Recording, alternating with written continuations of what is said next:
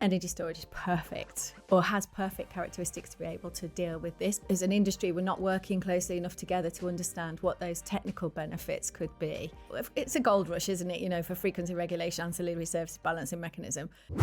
Hello everybody, Quentin here, and this week we're going to revisit one of my favourite episodes, which is all about wind.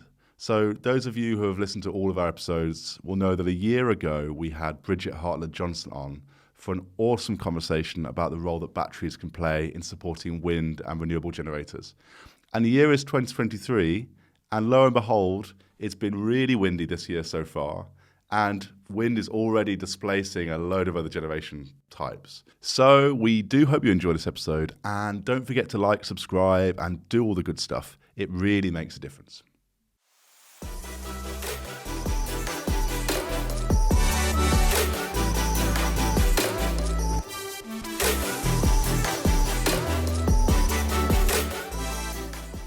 Hi guys, Quentin here from Modo. I'm here with Bridgit from Ørsted, someone who I've worked with in the industry for, we've figured, about 7 years, maybe a bit longer. And we're here to talk about energy storage and wind and what's changed over the last few years and how energy storage can be a big value add to wind assets. So let's do it. Bridgit, thanks for coming in. Thank you for inviting me. It's been we've moved back a couple of weeks because of COVID and whatnot, and it's great to have you in finally to talk about what you know so much about. So before we get started, what's your experience in energy storage? We met, I think, at the House of Parliament in 2014, APPG a long time ago, maybe in the pub after. And what's changed since then? You've been involved for a while now. I've been involved for even longer than that, actually. So I think I first started to work on energy storage projects perhaps in 2011, 2012, when I used to work as a project evaluator for the European Commission. And at that time, it was very much, energy storage was in the R&D type space where we were, people were just looking at technologies. It wasn't sure whether, short duration, domestic storage, utility scale, which was going to go first. There was no incentives for anything. We just kind of knew that we needed it, but not really for what or how it would be used. And now, we've got in the UK, 1.4 gigawatts of operational energy storage, supporting the grid on an hour-by-hour basis. It's been talked about at policy levels, and it's been talked about in policy levels in terms of removing barriers to enable more storage to be put on the grid. So sometimes I just can't believe how quickly we've achieved this.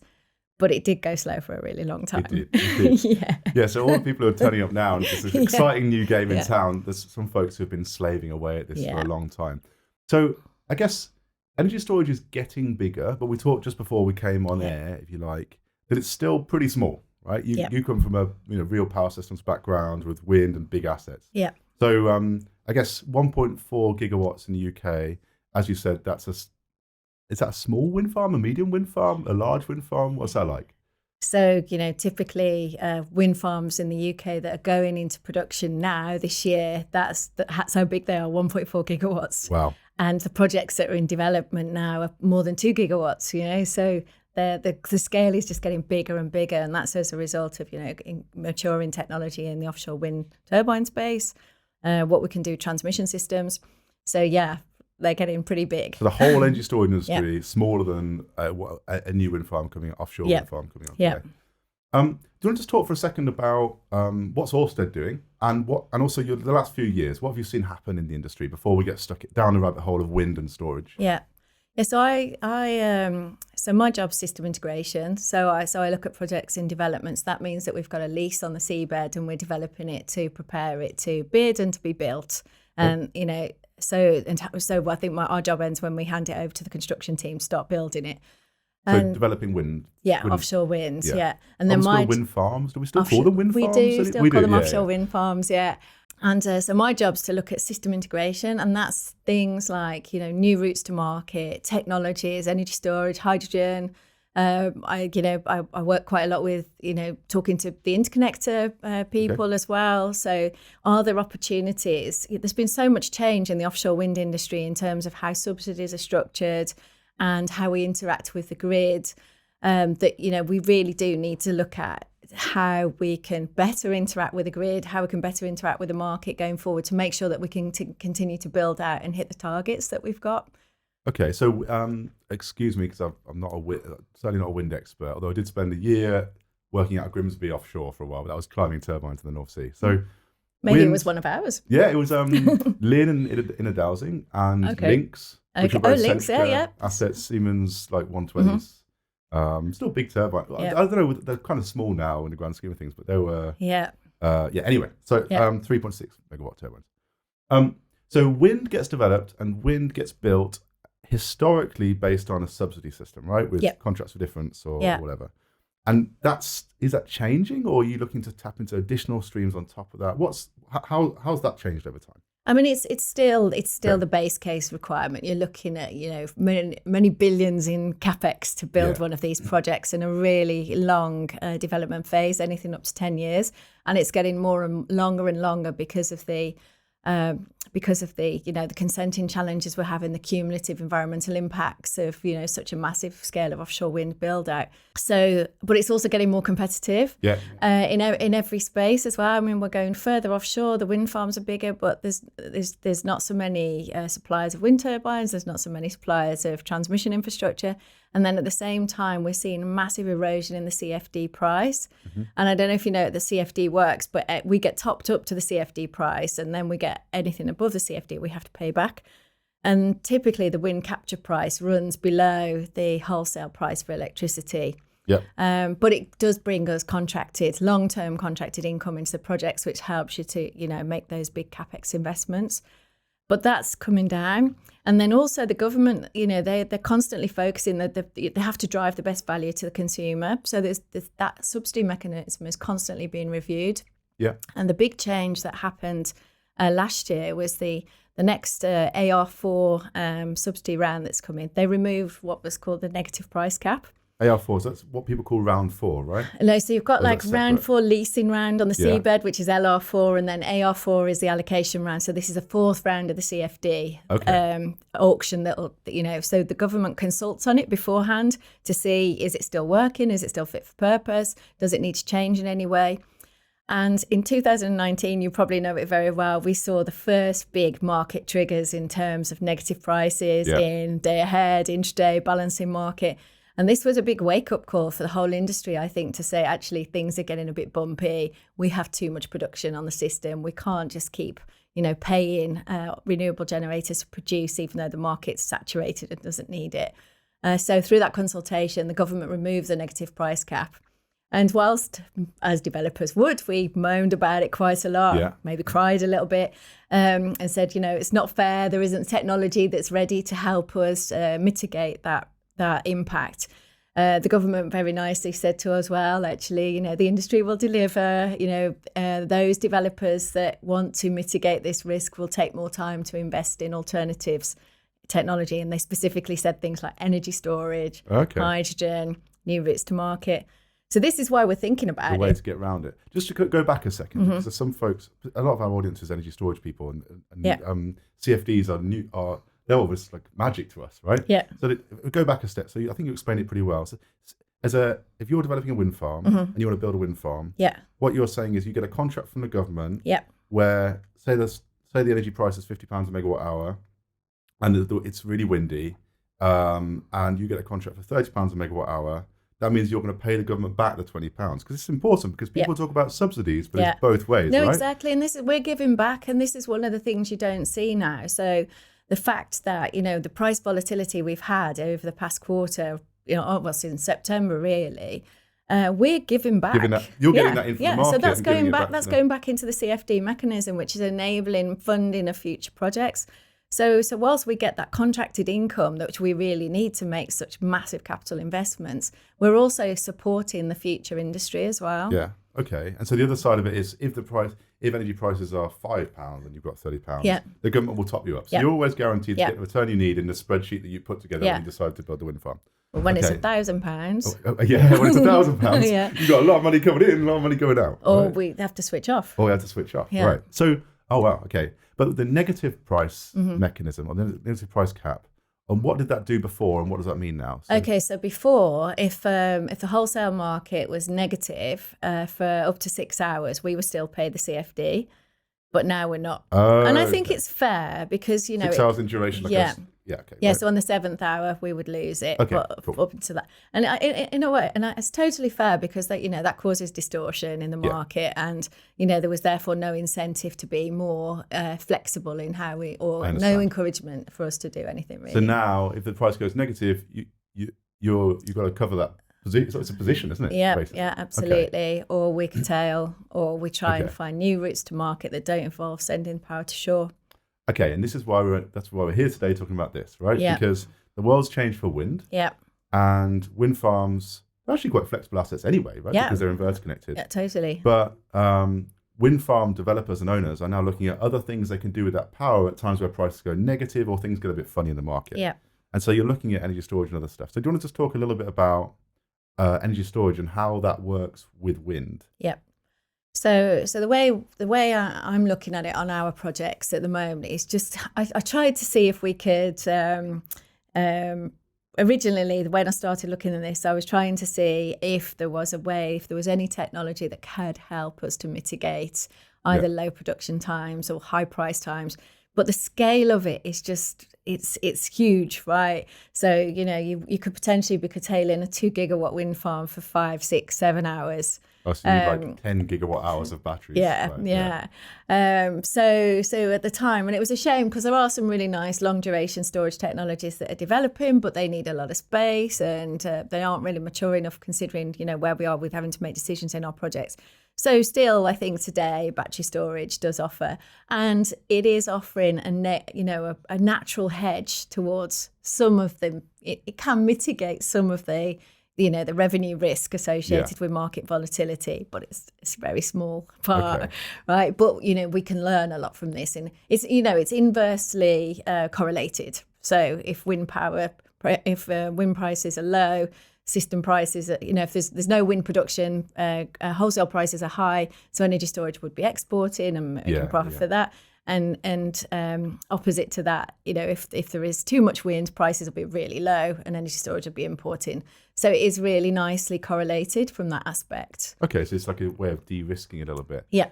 One thing you mentioned there, I was just thinking, so there's a 2 gigawatt offshore wind farm that you're developing, and you might need to store the power from that wind farm for 5 hours. I guess it won't be producing 2 gigawatts, but that's the full load factor, right? Yeah, I mean, the newer wind farms are exceeding 50% load factor. Okay, so right. in the winter, full production, peak so you production. still need like 5 gigawatt hours of batteries, which is like, there's like 2 in the UK. So like 2.5 times all the batteries in the UK for one wind farm to make this thing work. Yeah. All right, because it's important we talk about see scale my headache, here. right? This is big. Yeah. And then capex wise, 2.5, what does 5 gigawatt hours of energy storage cost you? I don't know, probably it's a few billion, right? Yeah. Right, so it's a lot of money. Yeah. And this is the thing as well, the business models that need to be there for long duration energy storage probably aren't the same business models that are there for flexibility services, because it needs to be that big workhorse, like Denotwick. And also, if you're going to be running an energy storage system to capture 5 hours, you need to have a battery that's got the thermal capability of being able to charge that long. And many of them can't do longer than half an hour or an hour. Right? Well, yeah, you know what they say. Yeah. Well, some of them can't even do that, right? Yeah. So, okay, cool. So storage is a way of de-risking some of these wind projects. And so where does the storage go? I've seen some pictures of wind turbines with batteries on them. Is this nonsense or is this real? It's complicated. It's really complicated. I mean, if you think of an offshore environment as well, we're trying to get as much weight out of everything as we possibly can, because the amount of steel we need for the turbines and, to hold the foundations we need to hold the bigger turbines. So we're constantly trying to drive out weight, to drive out cost in the offshore environment. So sticking an energy storage facility on a turbine offshore is just like totally bonkers. And then if we do it onshore, I think there's a lot going on at the moment to make it happen. But we've got the complexity that we build those transmission assets, and then as part of the rules around, the Electricity Act and licensing, we're not allowed to own that transmission system, so we divest it. Yeah, and in comes the OFTO. Offshore, I'll let you explain. Offshore transmission operators. These are a weird thing that loads of people don't even know exist, right? Yeah, well, we shouldn't call them weird. Oh, no, sorry. No, I don't mean, no, sorry, I'll take that back. I'll get told off. Offtos aren't weird, just the concept. The concept of it is a little bit counterintuitive, I think, to folks who are, even to me, I've been around in this industry for a while, right? So an OFTO, that's a company, right? Yeah. So they're a licensed entity. They're generally set up, as a licensed entity they're generally a finance house that pulls together other funds just to manage the transmission assets. It's, nice, safe, contracted income.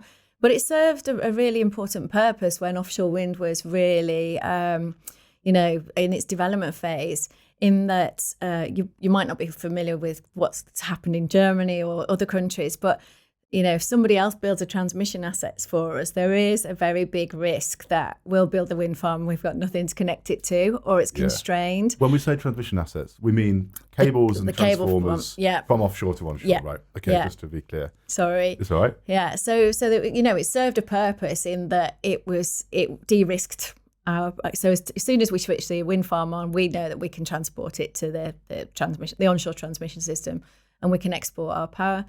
The challenge we've got now is the volume of projects that are being built and connecting those. It's designed on a radial system, point to point. It's a single user for that part of the transmission system. And it's causing a lot of, challenges with bringing that onshore and, stakeholders that are disrupted by the construction phase, because it's huge infrastructure construction. A typical cable trench onshore is like 80 metres wide. It's massive. When you think about planning permission for wind, you think about being allowed to have wind turbines offshore, right? Yeah. But there's so much more than that, right? You've got to dig these massive, you've got to put these big cables in. It's big infrastructure, right? Big. It's like we get the same rights as HS2 to build these projects from the Secretary of State. But so there's a lot of coordination going on now. So there's the Offshore Transmission Network Review, which was launched by the government after they committed to, provide support for 50 gigawatts build out by 2050. And 40 by 2030. So they've done a review of the whole industry to see if it's fit for purpose. Will our transmission system cope, or will it fall over? And will it? I think things have got to change. Right? One of these is coordination in terms of how we connect, but also how we use the transmission system. And therefore, I think having energy storage co-located with an onshore infrastructure of an offshore wind farm is a very real thing. Yeah. And it's something that the policy... all of the movement in the policy space now is enabling that to happen. There's a lot of will to enable us to use that infrastructure better. So there is things that we'll be able to do to be able to say that onshore energy storage is effectively co-located with an offshore wind farm, because they are together before they hit their point of interconnection with the main transmission system. Almost behind it. Well, it's not behind the meter, but it's behind the meter, right? Yeah, and our meters are offshore. Okay. Yeah, but because you've got an off-tow. Yeah. So the different company who owns the transmission system between offshore and onshore, usually there's usually a platform or something out there, right? With transformers on it. Yeah. And then you guys, Ørsted or whatever, will build the actual wind farm that connects into that, and then another company owns that bit. Yeah. And you'll be metered at that bit, right? Okay. Yeah, and they have the obligation to maintain the transmission system to maximise availability for us in their transmission licence. But it's But there are things you can do with metering as well. I mean, you should know about metering in your business, and certainly from your previous days. There's a lot of magic you can do with metering to kind of all above board. Yeah, all above board. But to simulate these different metering arrangements that enable you to effectively say that something's co-located or behind the meter. Something's just come into my head, right? So what about if I remember correctly, when I worked in wind, there's power quality was a big issue with wind operationally. Is there a way that energy storage can provide other services on top of just charging and discharging to support voltage or power quality or any of these other issues? Absolutely. And our constraints are not just because there's too much wind blowing when we don't need it. It's also thermal constraints on the grid. And if you see, where so many wind farms are connecting to substations, you would have had something, this transmission system was designed for big centralized power plants and load centers in certain areas. And now we're connecting with variable generation all over the place. And there are very, very significant, loss of inertia or, rate of change of frequency, big challenge. And we're seeing stability pathfinders come from National Grid. Energy storage is perfect, or has perfect characteristics to be able to deal with this. But I think we're not understanding, as an industry, we're not working closely enough together to understand what those technical benefits could be. It's a gold rush, isn't it? For frequency regulation, ancillary services balancing mechanism. But I think we do need to think bigger, and some of these Pathfinder projects should do that because these stability issues are just going to get worse and worse and worse. And the constraints, and you'll find anybody now trying to apply for a grid connection, they're likely to get a non-firm grid connection, which means the old days of being paid to curtail are going, right? You're just going to have to back down and not be compensated. You're right, there should be more collab. We should get our people to call your people, right? Energy storage people should be calling the wind people, and there's so much more we could do together in this. Well, does wind take part in ancillary services? I know there was some ODFM contracts a while ago in the summer of 2020 when everything sort of fell over. It didn't fall over, actually. National Grid did a great job, but almost fell over. How are wind operators thinking about ancillary services now? It's challenging. I mean, on some of the assets that we've got closer to shore where we don't have an off-tow, we do deliver ancillary services. Mm-hmm. But more often than not, we're just responding to controls for instructions from the control room just to manage the system according to our our MSA, which is part of our connection agreement. MSA, which means what? Sorry. Mandatory services agreement. Yeah. So it's part of our ability to be able to connect to the grid. We have to be able to provide certain services at the request of the control room. And that's an obligation in the grid code. So we generally tend to be more that we're complying with grid code rather than actively pursuing ancillary services. And it's quite difficult as well, because if you think, wind turbines have the amazing ability to deliver reactive power, but they're, 70, 80 kilometres offshore. So therefore, the off-tow then is responsible for what happens at the interface with the grid. Behind long inductive lines as well. Yeah. It's been a while since I've done any of that maths. Yeah. So it's challenging because we're so far offshore. But I think, these points of interface with the transmission system is going to be more and more challenging to operate. And therefore, I think this is where energy storage is going to be able to deliver much more than balancing services, especially some of the long duration synchronized technologies that are coming through. Well, can we talk about long duration for a second, right? Because you guys must be looking at it. We had Ed Porter on from Infinity, who is I know Ed. knows all there is to know, I think, about flow batteries. Yeah. What do you guys think of that technology? I mean, again, a flow technology is really, really promising, and we looked at it We've looked at it on a couple of, because in other countries as well, there's almost an obligation, a point scoring obligation when you bid for a wind farm lease, that you have to include technology innovation, system integration, things like this. And the flow technology is really promising. Again, it just hasn't scaled up. It's just not big enough yet. I mean, what's Ed's project in Oxford? 5 megawatts, 12 megawatt hours, something like that. And it's just, the scale of, what we need, the beast that we're dealing with, and, and needing it now, because we've got to make decisions on our projects now. And I need to ask you questions about policy. There's a lot happening in policy at the moment that's really supportive of wind, because they've got to move things. Yeah. Right? So you mentioned earlier barriers to entry are coming down. Yeah. What does that look like? And what do you see changing in the next couple of years? Yeah. So the BESS smart flexibility plan specifically, it sees energy storage and interconnectors as real, flexible assets that are critical to achieving net zero and being able to build out such large volumes of renewable energy.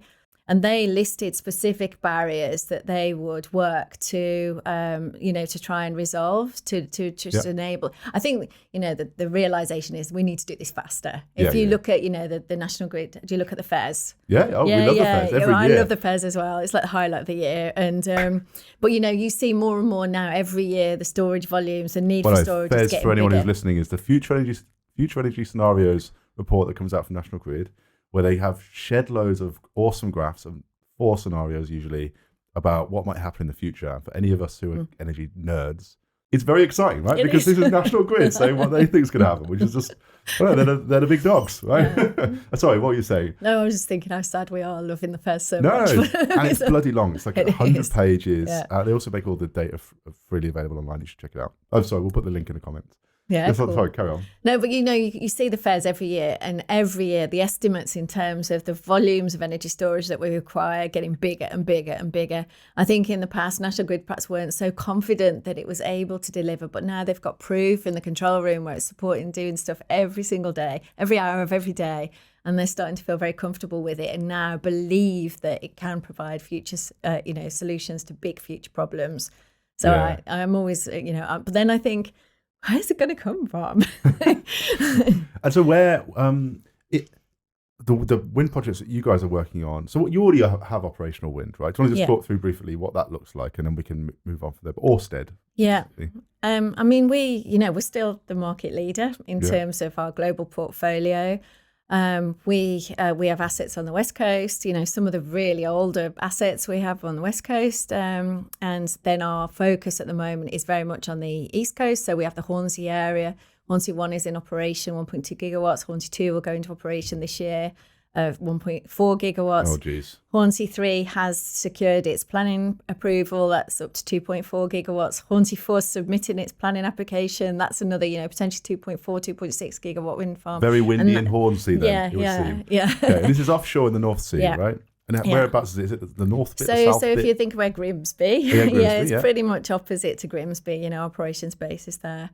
And then we've just secured a lease round, our first floating offshore round in Scotland. And Scotland's got a whole host of other grid problems that are going to require a lot of really good technology to be able to stabilise that. So excuse my ignorance, how does a floating wind turbine work? We're going off topic now, but I've got to know. So is it on a big sort of boat thing, on a vessel? They can be. Is it on has it got an anchor? Well, mainly they've got these. They've got anchors. So rather start. than we pile massive foundations into the seabed, but you can only do that to a certain water depth.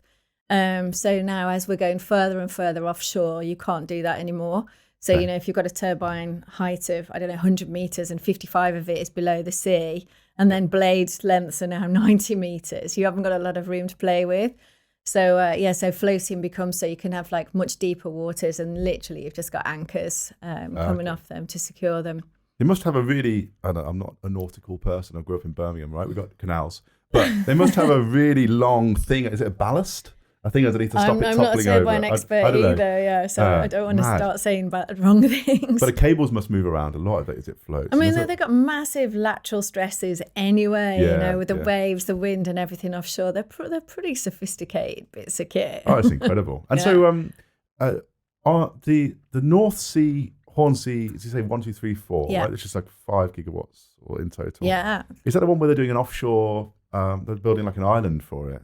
No, this is our project this is a project that we're working in Denmark. It's it's a project where the Danish government is investigating. I think I don't know the full details, but really investigating how an offshore island could connect to offshore wind, could potentially produce hydrogen, could have full integration into power system, into chemical industry, into everything.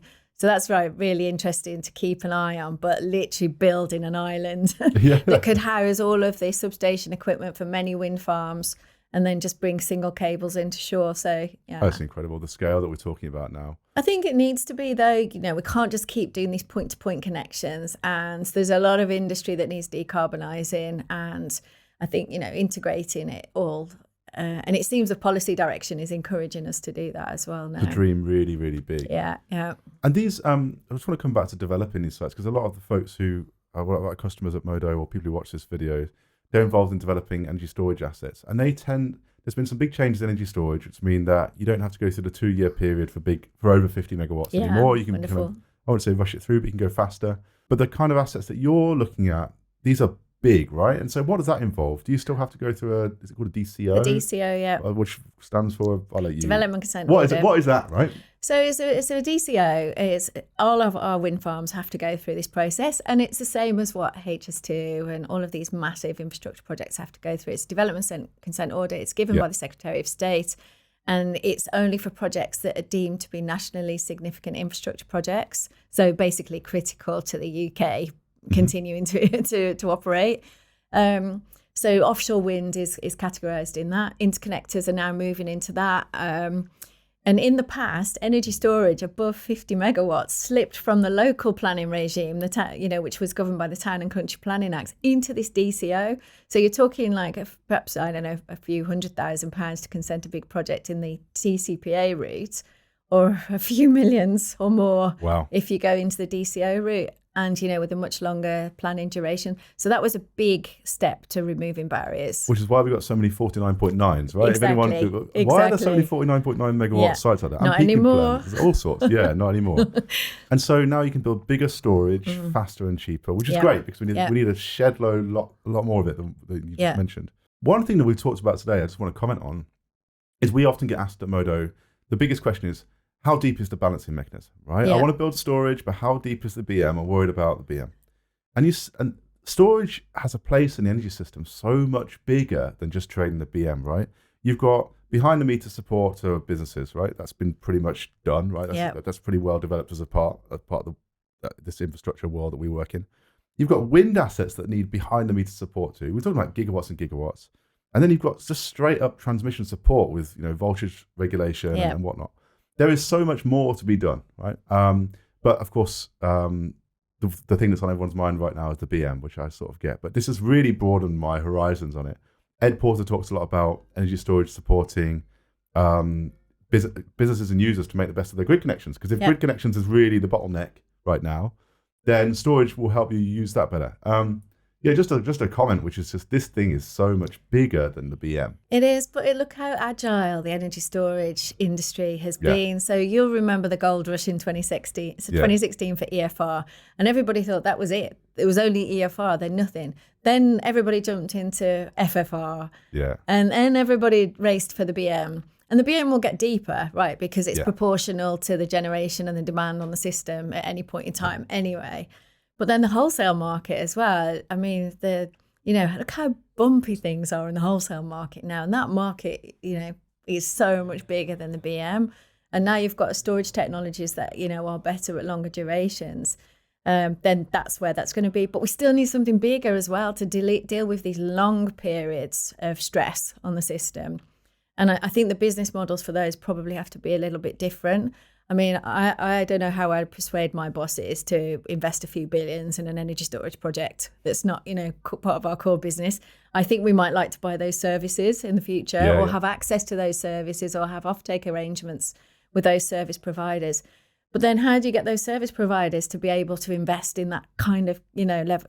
What have we been talking about CapEx these days? So it's a few hundred millions maybe. Compared to where we need to go. Probably a bill. Probably a bill in total. Yeah. And we've got a lot more than that to do. Yeah. I just want to get one more question in before I know we're going to run out of time, but I want to get your thoughts on where you think the future energy system is headed, right? What really excites you, and where does energy storage fit into that? We've talked about a few things today, but what are the big problems that energy storage needs to solve, and what can we do as an industry to get this thing moving faster? Yeah. I have this really nice job where I am looking at whole system integration, and there is work going on in this space with the government as well. All the government regulators from different industry sectors are working together. And total flexibility. This is what I don't know if it'll happen before I retire, but total system flexibility where you're producing electricity according to the weather pattern that's required. And there's a demand for something on the system. And that demand could be for electricity. It could be for heating. It could be for molecules for e-fuels or something like that. But you're totally able to flex in real time what you do with your production. And that's going to require a lot of storage in all areas, whether it's electrical energy, whether it's hydrogen storage, whether it's heat storage. We're going to need some form of storage for everything to be able to provide that flexibility. So we've got on-demand access to resources according to how they're being produced. And for me, that's kind of like my nirvana. And I feel like I'm right on the very beginning of that journey. And I probably will never see a full system integrated. But, that's the way we've got to go. I completely agree. It's funny because the language you're talking about there, which really excites me as well, it's the same thing that we were talking about DSR in the 2010s, right? And no disrespect to DSR, but it just didn't really turn out that way, right? Whether it's the assets or the technology or the infrastructure or the metering or whatever, we didn't end up with the 20 gigawatts of DSR that we need, and it wasn't fast enough and it wasn't reliable enough. There's some great DSR out there, don't get me wrong, but it just didn't happen in the same way. And that's not because anyone didn't try hard enough. And I used to work at Kiwi Power. I get it, but now it feels like we've got this new asset class with energy storage, which can deliver on those things that we were sort of promising ourselves in the DSR world. And so maybe the nirvana is possible, right? We're getting a bit crazy here, but we just need to do it with big batteries or lots of little ones or whatever. Anyway, so I've gone on too long. I just want to say thank you, Bridgit, for coming on. It's been awesome chatting to you. You clearly really know your stuff, and just thanks for being a friend of Modo, and we're looking forward to having you on again soon. Thank you. Thanks very much. Cheers. Cheers.